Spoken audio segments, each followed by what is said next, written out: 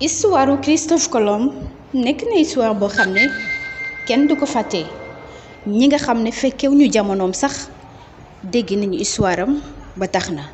ñu baree bari bëgg a gëstu kan mooy Christophe Colomb ginnaaw bu mu nekkee premier européen bu lancé mouvement de colonisation ci Amérique mi ngi judd ci atum 1451 génn àdduna ci atum 1506 ca Italie. Christophe Colomb moo nekk nit bi nga xam ne moo njëkk a visité àdduna mi ngi yoroon ñetti bateau ci la defee li nga moo di tour du monde sans me rendre ci compte. lu ni mel mi ngi ko def ci atum 1492 mën nañoo wax li nga xam ne moom moo di date bu précise bi le 12 octobre 1492 ci la tàmbali di def loolu nga xam ne moom moo di wër àdduna. bu ñu xoolee boobule bateau ba léegi nit ñaa ngi dem di ko visiter di def seeni découverte fi nga xam ne fa la bateau bi nekk mu di ci Italie ci benn gox bu ñuy wax Genoa mi ngi nekkee ci Italie ci wetu port bi fi conteneur yi di wàcc. tax tey nit ñu bari ci àdduna ñi ngi jóg ngir dem def seeni découverte ngir mën a xool histoire Christophe Colomb ak bateau bi nga xam ne bàyyi na ko ca Italie ca Genoa ngir mën a am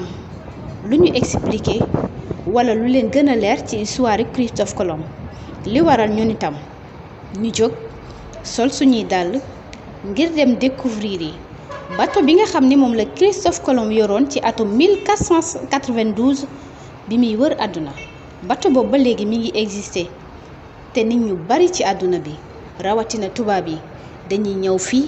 ngir def seeni découverte. ñu bàyyi leen ak image yi ngeen seetaan